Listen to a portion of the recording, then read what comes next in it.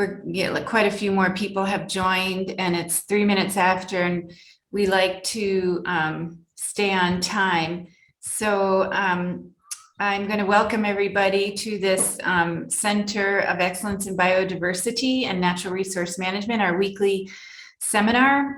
And as I always say, we welcome everybody. And if you know somebody who could give a talk, or you have something you want to talk about in the seminar, please do contact Banat at the center and he can get you set up. And it can be a project you've already finished, or an idea you have, or a concept you want to present. It doesn't have to be a complete or polished results that you're presenting. And today, we are really happy to have one of our research fellows. This is Laine Munir. She is an assistant professor at African Leadership University in the Global Challenges program, and she's also with us in the center, where she works with us on some different projects. And currently, it's a project we have on climate change and COVID-19 in collaboration with University Caledonian Glasgow. Did I say that right? Glasgow Caledonian University in Scotland, and Muzuzu University in Malawi. And so we're really happy to have Laine talk to us about a project that she's doing. She's been working on in mining in Rwanda. And I just want to mention before I hand it over to her that it's a really nice example of a researcher who is able to take her research interests and then adapt them to where she is. So she has an interest in natural resource use and conflict issues, and in particular, gender and women's issues around natural resource use. And she had done research in other locations. And when she came to us in Rwanda, she quickly, very impressively quickly, got up to speed on the landscape here with regards to mining and gender issues. And she's quite well connected now in that domain. And so we're really happy to welcome her here and tell us about her research. So welcome, Laine, and I'll turn it over to you. And the screen should already be ready for you to take over. Great, thank you. I'll introduce myself without the slides first, and then I'll screen share when I jump into it. Thank you so much, Beth, and warm greetings to everyone from very sunny Kigali. Thank you for folks who are tuning in on a different time zone. I always appreciate that. So as Beth mentioned, my name is Dr. Laine Munir. And in contrast to a lot of folks on this call, I actually do not have my PhD in anything related to biological sciences or even quantitative methods. My PhD, I'm a social scientist, and my PhD is in law and politics, and my master's degree is in human rights. So I think I would fundamentally describe my work as looking at legal pluralism, which is different legal spheres in sub-Saharan Africa, and local and international politics. And then environmental conflict happens to be the context that I study. So at CoEB, I rely very much on my biologically and quantitative driven colleagues who help complement my work, which is really qualitative social science. So thank you so much, Beth. And to give a little bit of background, when I moved to Rwanda 3 years ago, in the spring of 2019, I was coming from a background in studying Nigerian oil politics. And as Rwanda does not have any oil, I very quickly had to pivot and look at an extractive resource that is pertinent to Rwanda's future moving forward. And so I landed on 3 T minerals. And the 3 Ts are the 3 main minerals that are necessary for the world's electronics, and specifically for electric vehicles. So the 3 T minerals in Rwanda are really driving the planet's green economies. So that is now the natural resource that I study. And let me show my slides, and then we can jump into it.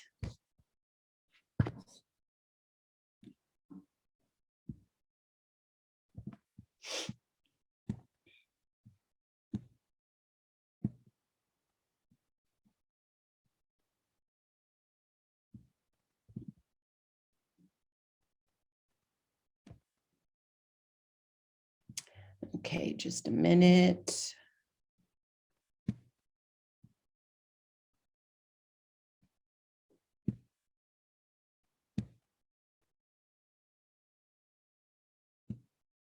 Okay, here we go. Let me do it again. You know, I slide share 3 days a week as I teach, and I I still was gonna say, I slide share 3 days a week as I teach online, and I still need a minute. Okay, I here we just go. think it's not a human normal activity. It's not, and I usually use Google Slides. Is this okay, Beth?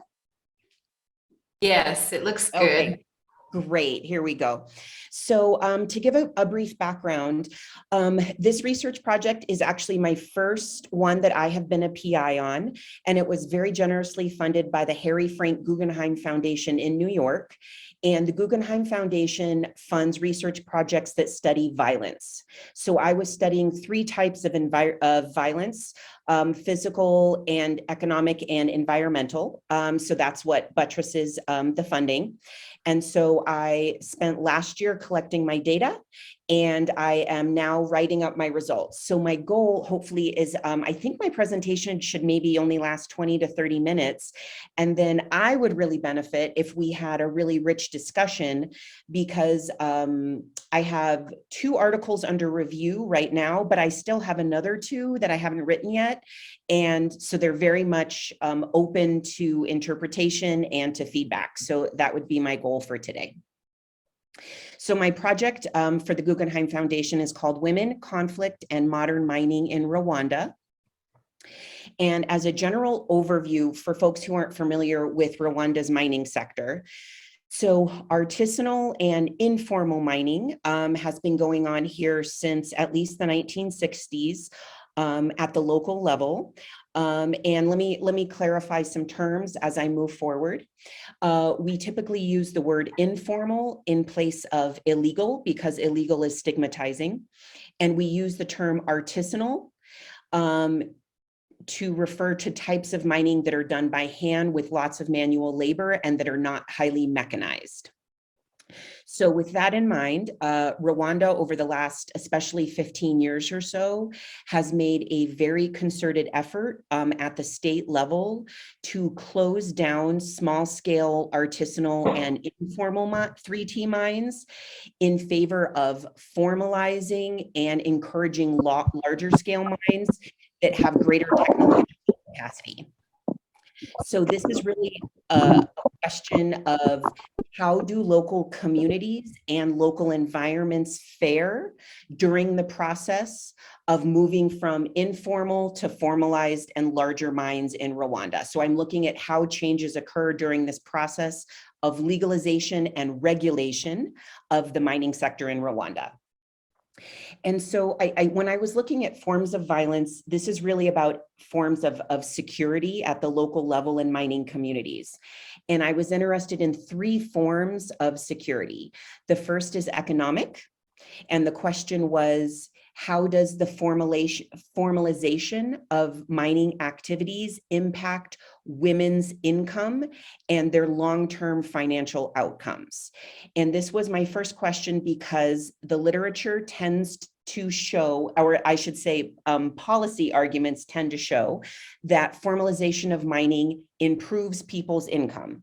And it improves people's income because formalized mining is more productive, and legalization entails protecting workers' rights and helping ensure that they get paid what they should and that they get paid on time.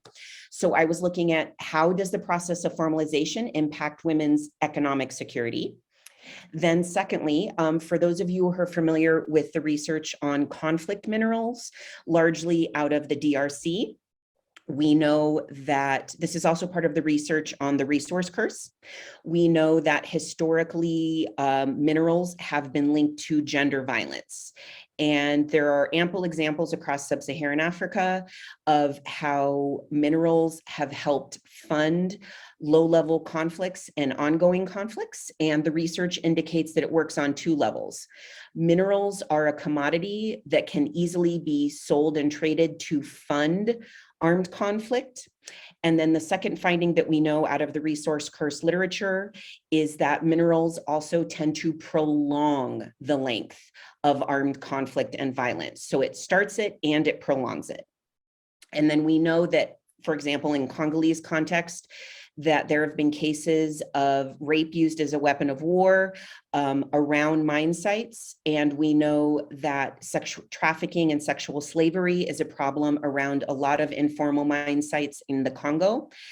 So I was really looking at this idea of how does the formalization of minerals impact women's experiences with gender-based violence. And another definition for folks who haven't worked with GBV literature before, gender-based violence is an umbrella term that includes sexual violence, but gender-based violence also includes what we call domestic violence or intimate partner violence. It includes sexual harassment, and it can even include environmental and economic violence. So I'm looking at it kind of with the umbrella term, not simply in terms of sexual attacks against women. And then my third question was, how does the formalization of the mining sector in Rwanda impact how women interact with the law? So my PhD is actually more in political and legal anthropology and looking at how women approach the law as a tool to resolve their conflicts. And I was looking at oil-based conflicts then, now I'm looking at mineral-based conflicts. So I'm interested in how this formalization impacts the agents who are supposed to protect women from illegal activity, how formalization changes the legal actors that women might approach when they have a conflict. How does formalization change the laws and or informal norms or customary laws on the ground? And customary law refers to the traditional law that existed before the arrival of Europeans in Africa. So how does formalization of minerals impact the legal planes that women have to navigate in their mineral-related conflicts? So last year, from January to April, my research team, I had 4 enumerators. We sampled 6 cases in all 5 provinces of Rwanda. And these are all in all 5 provinces, they were locations where mines are clustered or where there's high mining engagement in a small area. And that was partly logistical and also partly to show, I would say, if you're a social scientist, right, you're really interested in anomalous or extreme cases. And so these clusters served as extreme cases of mining, and they are also the focus of the state's formalization efforts. So they were a prudent choice. I always try to be aware of who my audience is. And I know we have folks today on the call who are botanists and primatologists and agriculturalists and water specialists. So if social science is not your base that you approach your work from, I just wanted to make a quick note on how this work does apply to a lot of what CoEB does, in the sense that environmental changes, whether they're caused by the mining sector or climate change or any of the other topics that we work on, they impact men and women differently because men and women interact with the environment in different ways. So in a broad sweep, those who study gender in the environment find that relationships drive environmental interactions and management based on socially constructed gender roles. So we all know that in sub-Saharan Africa, women are responsible for water in the home. So therefore, they have a different form of interaction with water-based resources than the men in their home would. And we know that men tend to do the hunting. Men tend to engage in timber collection and sale. So therefore, in that sense, men have a very different environment interaction than women do with trees. And so those are examples of how socially constructed gender roles determine the way that men and women interact with their environment. And the last point that I think is really compelling, particularly in Rwanda. So Rwanda is the only sub-Saharan African country that I can think of, maybe South Africa, but I haven't read the South Africa law as closely as I have the Rwandan law. Under Rwandan law, if a husband and wife are married, the wife automatically has her name on land titles. So it is the only country I can think of in sub-Saharan Africa in which men and women legally own land at the same rates. Now, major caveat, of course, is that having your name on title to land is not the same thing as exercising decision-making capacity over how that land is used. And that's really a gap that we find in Rwanda, is that women might have their names titled, but that doesn't mean that they are determining how land is used. So that's something that we want to keep in mind in our work as we move forward. So my project, called Women, Conflict, and Modern Mining, WCMM, I use qualitative methods. So over the course of 4 months, my team conducted 60 one-on-one semi-structured interviews with women in mining communities. And about a third of these women were directly employed by the mining companies. About a third of them had indirect mining employment, meaning that they cooked the food or they transported goods that were used by miners, but they didn't directly get their salary from a mining company. And then about a third of them were engaged in agriculture or other work that was not from mining, but they still lived in a mining community and navigated a mining economy. And then in these 6 communities, we did 12 focus group discussions, 2 in each community. And we had 14 days of observation, 2 in each site, and then 2 in Kigali. And number 4, I want to add a caveat. So this is an example of having, I think, very optimistic approach in your methods that ends up not working out as you had hoped. So this ended up becoming a qualitative project, but at the beginning it was supposed to be a mapping project. And at these focus group discussions in these 6 communities, I had each woman drew her own hand-drawn map of her community to show me where mining operations were, where did she do her farming, where did she do her financial activities, where did she live, where had she been displaced. And my goal was to better understand how these women geospatially navigated their mining environments. And then each community also did a collaborative map in which they all came to agreement on how to visually depict the way that mining had changed their community over the last 10 years. But I really underestimated how abstract the activity of mapping would be. And the women that I worked with showed an incredible and a fascinating mastery of explaining how they navigated their communities. And they gave me such rich information. They really are experts on the land that they navigate every day, but it didn't translate as well as I would have liked onto paper. So as it stands now, the articles I have under review are just based on interviews, focus group discussions, and observations. I'm working with an ArcGIS specialist to translate my hand-drawn maps into an electronic version that can be better used for mapping data analysis. But that should probably, I shouldn't have that data probably until the end of this year. So for today, what I'm talking about is just based on the first 3. And I used a program called In Vivo, which is kind of the creme de la creme for qualitative data analysis. And I did what's essentially concept content analysis, which is quantifying the rate at which I coded all the data, the rate at which those codes emerge, and then the codes that are most frequent are therefore the most relevant, and you follow that line of inquiry. So I have a few interesting findings at this point, just based on the qualitative data and in vivo. Finding number 1 is the most relevant, and without question, any form of mining, period, is better than any form of income generation in any other sector, kind of, period. So even the women who are having the best outcomes from agriculture still do not make as much money as the women who earn the least amount of money in mining.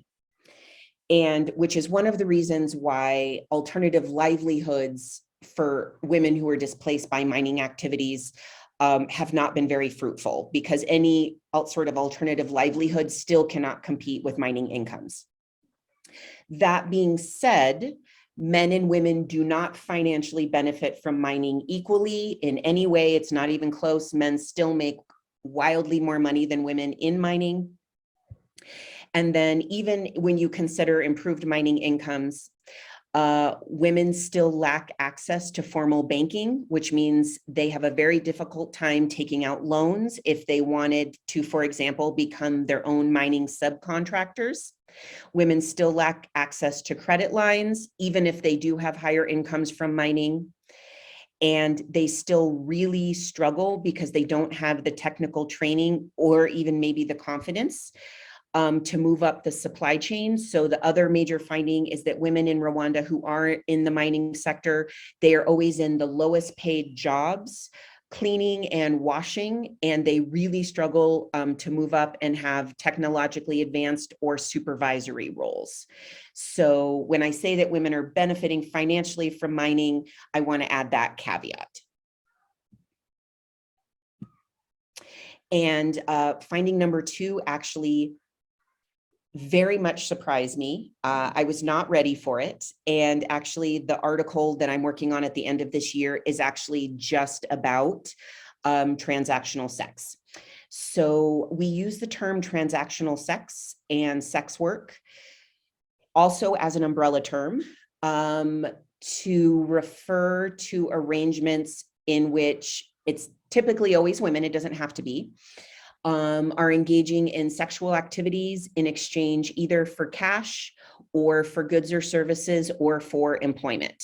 And in my work, I always say that all transactional sex is always a form of gender-based violence because it is based on asymmetrical power relations.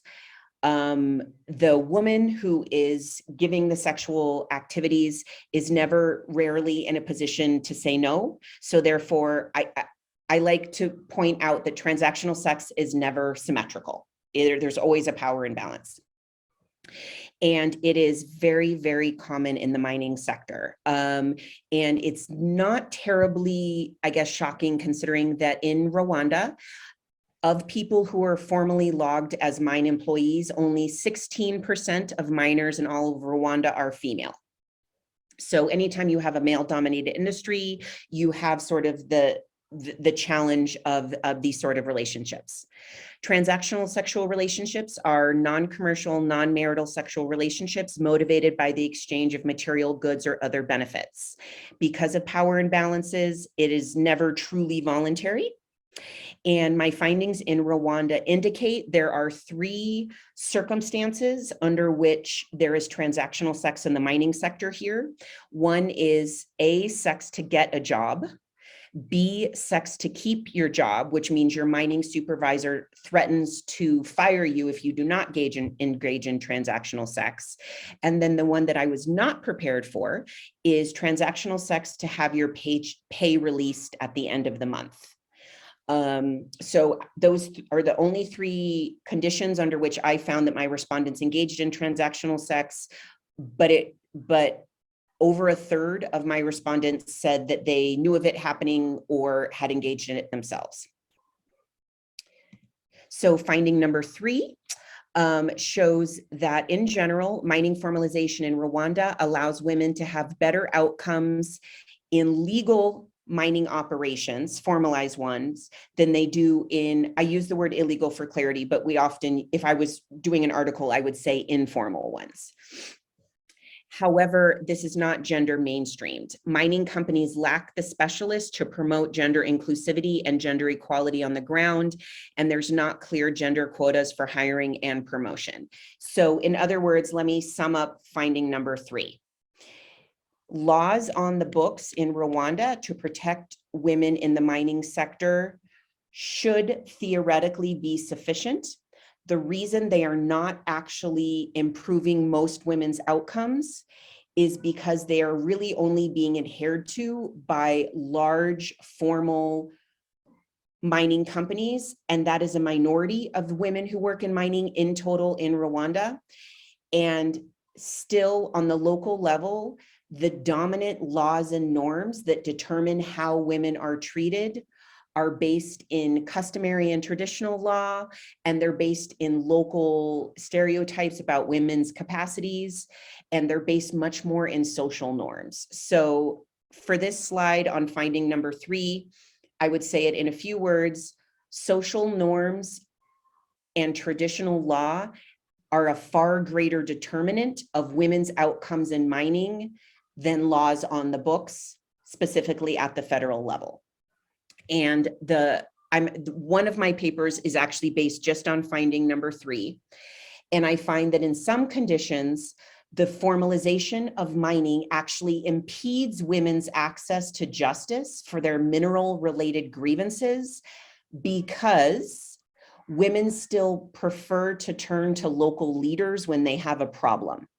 And going to an HR department or going to a foreigner, if that's who is in a supervisory role at the mining company, is still very daunting for women if they are suffering from some form of marginalization within their mining company. So that's an issue of legal pluralism in which there's multiple legal planes, and women still exist kind of at the local traditional legal plane. And so there's a gap in their access to formalized legal protections. So those are my main 3 findings. And if I would love if in the discussion, if anyone wanted to directly relate this to any of your work or help infuse kind of, I guess, more of a quantitative or a technical approach to what I've just presented in a very qualitative manner. So thank you so much. And I'm very much open to any questions or comments that anyone might have. Thank you, Laine. That was very, very interesting and thought-provoking. And I was just reflecting on we as biologists, when I was recently with my colleague and we were talking about identifying some species, and they have to use the sexual parts of the organisms. And my colleague was so surprised about it. And here, you know, I was thinking about you giving your talk, and a lot of the talk is around the role of sex also, and how gender plays out in natural resource use and management. So it's very interesting. And I especially appreciated the slide where you helped us understand the role of women and men and the importance of understanding that for how we manage and make policies and strategies for resource use, and how your work links to biodiversity and the environment. So thank you for that. So I'd like to open it up for questions and comments. It's nice to see there's a couple of comments. Thanks, Christina, for the comment you put into the chat. Any of you feel free to unmute and ask your question. Down below under the More button, you can go under Reactions and raise your hand, but you can also just go ahead and unmute if there's nobody talking, and ask your question or put it into the chat. So who would like to start? Any questions or comments? I see Vanna, you've got your hand up, so go ahead, welcome. Thank you, Beth, and thank you, Laine Munir, for the good presentation. Gender-based violence is a serious issue, and I'm wondering if those people who suffer from gender-based violence receive justice, or if they said they don't. The answer is no, they don't. But I want to add, it's often because it's just never reported. So it's not fair to say that they're not receiving justice because no one is trying to protect them. What we found is women, let me say this, I had 60 research participants. 1/3 of them openly said that they had experienced some form of gender-based violence because of mining operations. So the gender-based violence had to be in the mine or at the mine or on mining property, or it had to be while the women were walking to or from the mine, or the third category of how it could be caused by mining is that miners are paid in one lump sum on the last day of every month, which tends to lead to a lot of payday drinking and sexual transactions and other behaviors that are correlated with poor outcomes for women.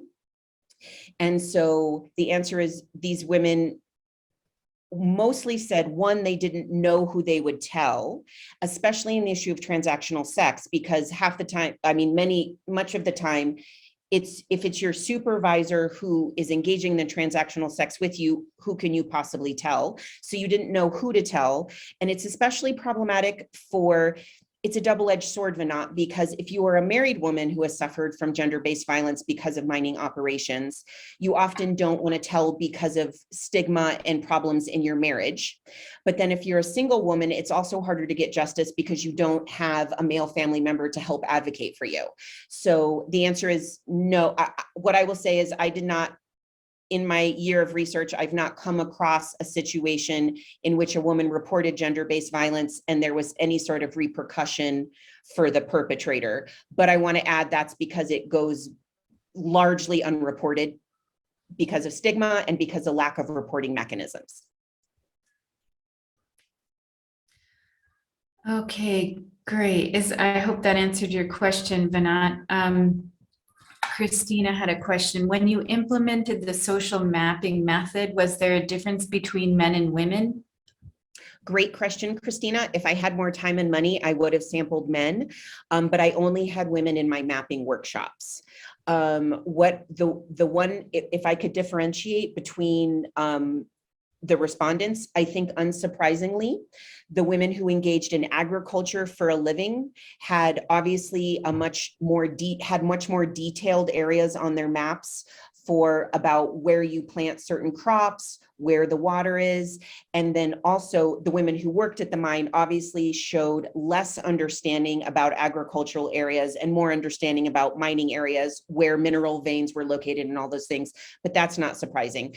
The differentiation that was surprising in the maps is that I had thought that perhaps older respondents would show a greater understanding of the total geography around their areas because they had had more years of walking and navigating and farming and mining, right? That's not the case.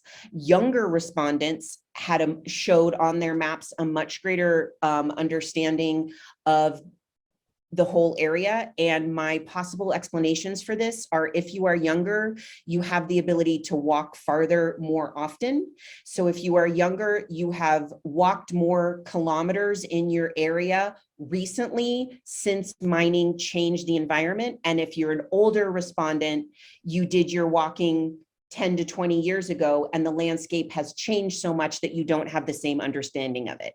But that's just my cursory hypothesis for why I have that age differential in the map detail.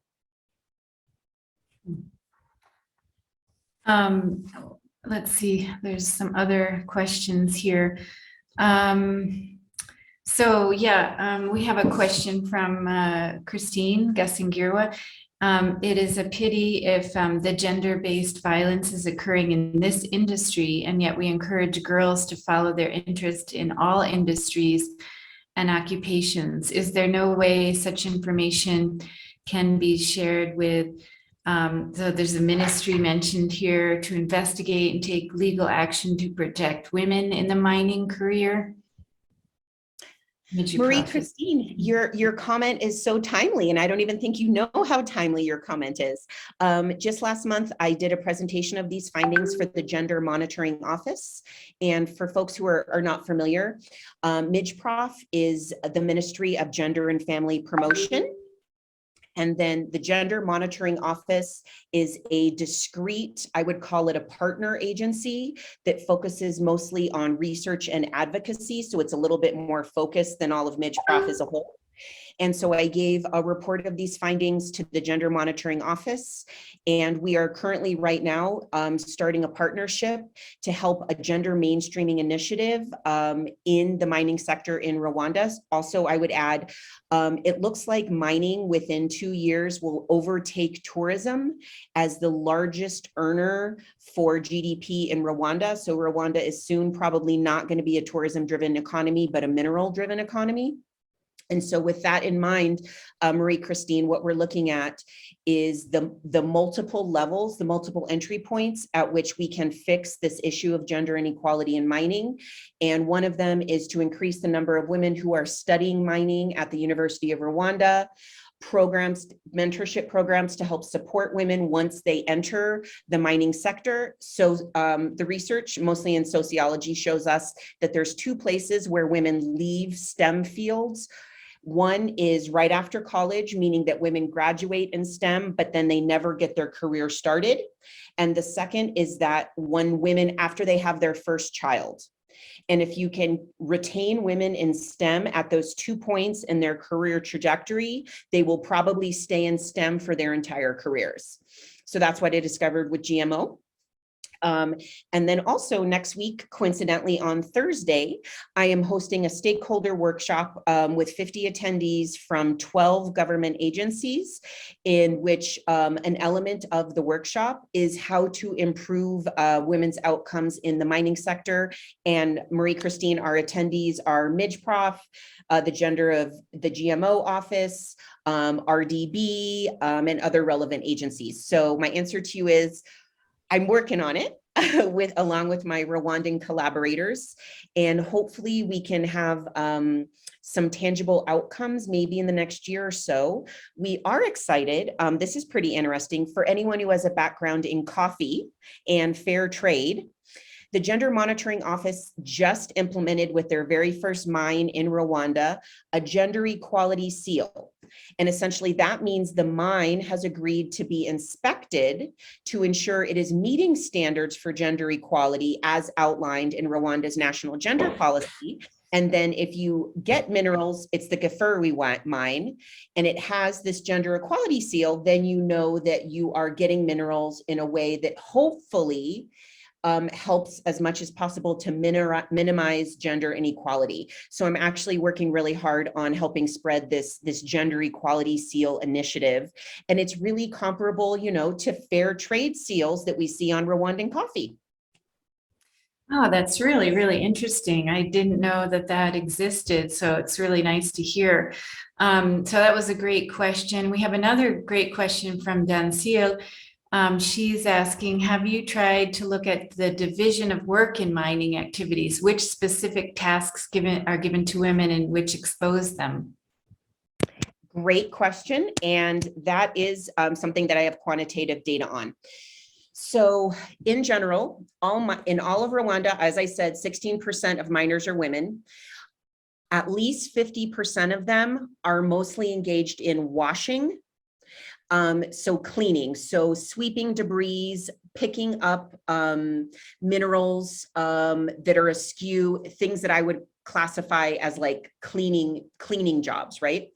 The second most common job is breaking up ore. So when you take out these big chunks of rock, there's typically a male miner who uses a pickaxe and really breaks up the big chunks. And then going down the line, then it's possible that a female miner would then break up the even smaller chunks. So the second most common job is, you would call it crushing. And then the third most common job is panning. And it's not as common as you would think because it takes an immense amount of upper body strength to hold up this pan, which weighs dozens of kilos for hours and hours on end. And then the next most common job that women had was often in administrative tasks, working in the front office. And in equal number, there were women who were in supervisory roles, for example, measuring and counting the number of bags that came out every day, basically measuring production. and taking roll of which minors had showed up early, things that require, I guess you can imagine, standing in a hard hat with a clipboard in your hand outside of a mine. In general, the major disparity is that women do not like to work, and when men don't want them, underground. So the major division in labor is tasks that are underground versus tasks that are above ground. And there's a couple of reasons. And of course, underground tasks pay the most and above ground tasks pay far less. And there's a couple of things. There is a lot of stigma for women who work in mining, which is why it tends to attract widows and single mothers, because they're already economically vulnerable and stigmatized. But there's the idea that if women go underground, they will engage in transactional sex or be the victims of violence. And also that underground tasks are too physically demanding and women are not physically strong enough to do them. I need to put the brakes on that perception, because the reality is a very small number. If you look at all that a mining company does, a very small fraction of those jobs take an immense amount of muscle and body strength. The majority of jobs do not require a lot of physical strength, which is why the physical strength argument isn't a good excuse for why so few women work in mining. Yeah, well, thanks, Dancia, for that great question. And it really is a good segue into the next question from Bernat, which is something that really needs to be tackled, is why do women earn less than men? Is it because they work on easier tasks? So we also have to define easier than not. So another message that I spread a lot in my work is that we tend to see men's tasks, manual tasks, as harder, but studies show us men also work fewer hours per day. So you have to decide how do you define strength? That's what I say a lot to my stakeholders. Is strength doing a really hard task 4 hours a day, or is strength doing a less physically demanding task 12 hours a day? Is that maybe harder, right? So it's how we define strength.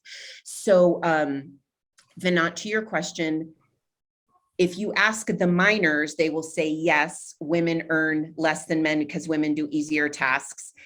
That's not true, because the women work longer hours and they have the double shift and they take care of, family members after. But then also, Vinant, the feminist scholarship also tells us that when women take on a task, salaries go down. And that is a sweeping finding across all countries and across all sectors. We know that when women, for example, when women started entering the IT sector in even developed countries, average salaries went down. We know that in the US, when women became lab technicians, salaries went down. We know that when women became biologists, salaries went down. So it's twofold. It's that we think that tasks that women do are easier, so they deserve to be paid less. But then also women are not often, for numerous reasons, not allowed to take on tasks that would earn more money. So it's a bit of like, I guess, a negative feedback loop. Good question, Vinant. Great. There's a comment from Christine Gassengira that she was interested in this workshop you're holding with, she's part of an organization that deals with women in science, and that maybe I can connect you to on the side so you could talk to her about that. Oh yeah, you said you gave the email address. Great. And then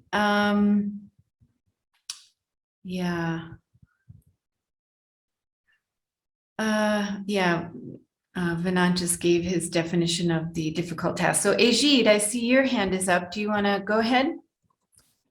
Oh, yes. I find it's hard to type my question. So my question is talking to environmental perspective. So women, as well as children, they are more exposed to air pollution. And this is they are washing. So those women breathe more dust compared to the others. Likely they are more exposed to air pollution. So do you comment as well to a link between the gender-based violence and environment, or do government have any kind of greater legal protection, which take into account the gender-based violence in their policies or intervention. Ajid, I just want to bring you with me to my stakeholder meetings and have you repeat exactly what you just said. That's exactly what we're trying to do when we talk about gender mainstreaming. So not only because of their gender constructed tasks at mines, women are exposed to environmental dangers that men are not. So for example, women work with water more, and we know that certain forms of mining release mercury into water and poison water with mercury. So and then we also know that women live below the poverty line with greater frequency than men. Women have higher rates of poverty, which also means that women are less likely to have the money to get health care to fix their environmentally related health problems. Again, a negative feedback loop. So if I understood your question, Ajid, you were asking, is gender-based environmental dangers being taken into account during mining legalization and formalization in Rwanda? Yes, yeah, like so just including top policies and interventions, yeah, in Rwanda. My answer is no. So not specifically, because what you're talking about, you're being so analytical, is relatively granular. So what's going on in Rwanda is you have the mining code of 2011, and then you have the national gender policy. And basically these two policies are being overlaid on each other. You can imagine like a Venn diagram essentially, and then you have women in mining in the middle between those two policies. But neither the mining code nor the gender policy are nuanced enough to take into account very granular outcomes such as women's exposure to environmental toxins and those sort of things like that. So when we have these two broad policies together, moving forward in the next 5 years, I think the priority needs to be to really refine that middle intersection to take into account exactly what you're doing. So what I would say is we are now at the beginning of this process, and what you're talking about is more detailed and really needs it's very important and would be taken into account maybe a few years down the line. And it's really what I want to help do while I'm in Rwanda with my Rwandan colleagues. We really want to take into account exactly what you're saying. Gender-based differentials in how mining impacts men and women. Mm-hmm. Great, thank you. There's another question from Dansila. Did you see women with children there? If yes, how kids are they taken care of to reduce vulnerability to pollution? Great, Dansila. So we need to give a round of applause to Rwanda. There is essentially no cases of child minors anywhere in Rwanda, and everyone was horrified at my question about it. And I could not find any examples, even in past research, of there being a problem with child minors in Rwanda. And that's really a testament to the strength of Rwandan law. And it's really a testament also to the high rate of primary school education here, right? Because that's really an issue of if people's kids are in school, they have a reason to not send them to mine. So that is my answer to you. And then also Rwanda is one of a handful of African countries that has a specific law that prohibits pregnant women from engaging in mining work. So tangential, or not tangential, I would say parenthetically, I will add there are cases in Rwanda of that law being used to deny women access to underground jobs. And those women claimed that they were not pregnant, but that they were accused of being pregnant and denied jobs. So that's kind of like an unintended negative consequence. But in general, I would say when you're talking about children and pregnant women, I never saw a baby or a child at any mine, and nobody on my research team has ever seen a child or a baby in a mining area ever. So that's very good news. How kids taking care? Good question, Dansila. So I will add that there is a hierarchy of which minerals are most dangerous to local communities. So when I think about the research on which minerals are most dangerous in Africa, we know that gold is particularly dangerous because it releases high levels of mercury into waterways. So when you hear about children being harmed by mining, it's usually children drinking mercury tainted water near gold mines. And that's more of an issue in Ghana and Tanzania and northern Nigeria. That's not an issue in Rwanda. I hope that answers Densila's question. Yeah, that's really interesting as well. So there's another question in the chat from Jana, and she wrote, thank you for the excellent presentation. Do men and women have different access to personal protective equipment, such as boots? Good question, Jana. And my answer is for men and women, full-time, formally employed by a mining company or a mining cooperative, the answer is no. What happens though, is that all across mines in all of Africa and particularly in Rwanda, we have to think about the number of seasonal miners. So the people that I worked with, most work for a mining company, but there are tens of thousands of miners across Africa who only do mining to supplement agricultural work, and they only do it in agricultural off season. So those are called seasonal miners or seasonal temporary workers, right? And they are really the ones who are most in danger, because if you're not a full-time worker, you're less likely to get access to PPE. And Jenna, as you know, women do the majority of agricultural work in Africa, which means women are the majority of seasonal miners. So what I would say is I don't see a difference in access to PPT because of gender. I see a difference in access to PPT because of part-time versus seasonal status. And women tend to be seasonal workers and men tend to be full-time workers. So that would be kind of like a de facto difference in access, but not probably because of you're a woman, you don't get a helmet, not like that. Great, I hope that answered your question, Jana. So let's see, those were the questions in the chat. Anybody else have a question they want to raise? Here, I'm just looking for other hands up. I don't see. I just want to ask a question to you, Laine, that I have. Do you predict that there any other natural resource sectors would be similar to the mining sector with regards to women? I'm thinking about agriculture or other domains, or are there certain indicators that would tell you or predict the ways that men and women would differ in a particular sector? I know you mentioned in the beginning of your talk that mining was typically dominated by men, and so that probably drives some of what we see today, but I'm wondering if there's any other areas you see in the natural resource use sector, any of these sectors here in Rwanda, for example.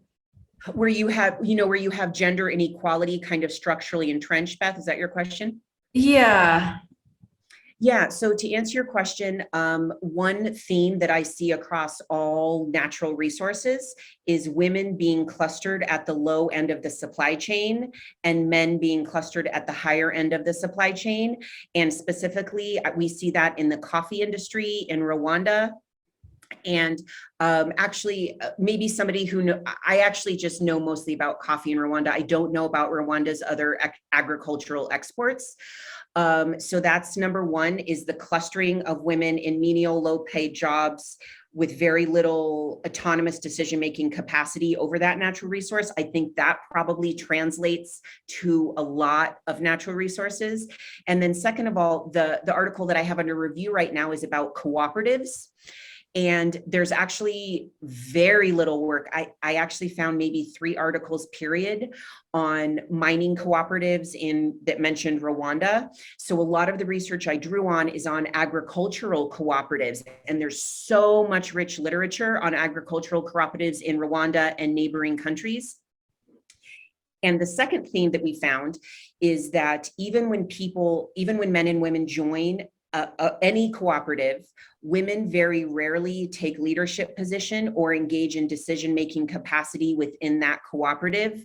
In the best of outcomes, according to the agricultural cooperative research, women vote, but there was essentially no research indicating that women were ever leaders in agricultural cooperatives, which actually is kind of similar to the supply chain finding, isn't it, right? That's really all about women being there in numbers technically, but not actually determining outcomes of the organization.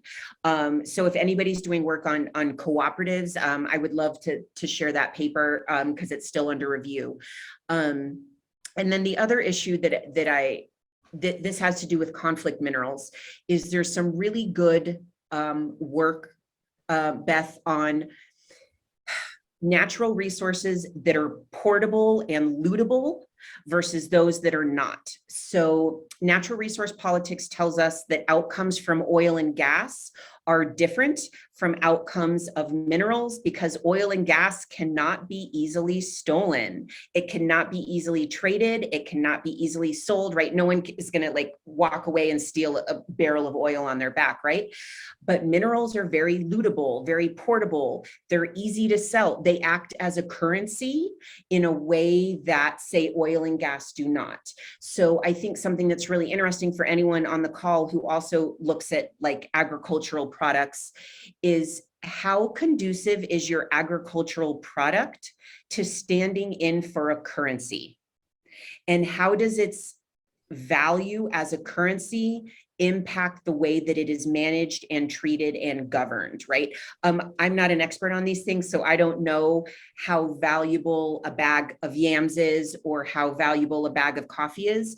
But that question of portability and lootability as a currency for agricultural products, I think is really compelling. Wow, yeah, that's interesting. I saw Denstilla is interested in getting in touch with you, and I think the two of you have known Denstilla for quite a while, and I think both of you would make a great team together. So you could share your email with her if you wanted. I can also help you get in touch with each other. Are there other comments or questions? We are just at 4 o'clock. We could probably sneak in another question or comment. Anybody? Well, if not, yeah, that was a really, really interesting. Oh, there's a hand up. 962-681-65605. It's all yours. You can unmute. If you can't unmute, you could put something in the chat. Yes, I did. Are you getting me? Yes. So I'm Wilson Mrengezi. I'm working at the Rwanda Animal Resources Development and Agriculture. It is called the RAB. Okay. So I would like to ask a question. In Rwanda, we've seen progress about how gender-based violence is just in law. Rwanda has established the laws to punish those people who are just ignoring this issue of gender. So our culture was just limiting women in different works. Nowadays, they are free to work in any field. But we are not facing different criminals regarding this issue. It means families, women are killing husbands, children are killing their families, fathers, mothers, you know. So the progress is not, these laws they are making progress about how gender violence based should be punished by law, but we don't know how these criminals are being increased as the laws are there.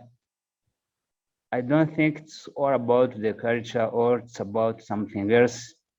And even the wealth, the way people are getting wealth, the social life, and so on. I would like that researcher to make a research about it and give us what is the cause of these killings in the families, not only issues related to women's working in the mines, but also in general, we have this problem. Thank you. Thank you, Wilson. I will take that into account. I hadn't considered that before, but thank you for your comment and considering the research, and I will keep that in mind. Thank you. Great. Thank you too. Yeah. Go ahead.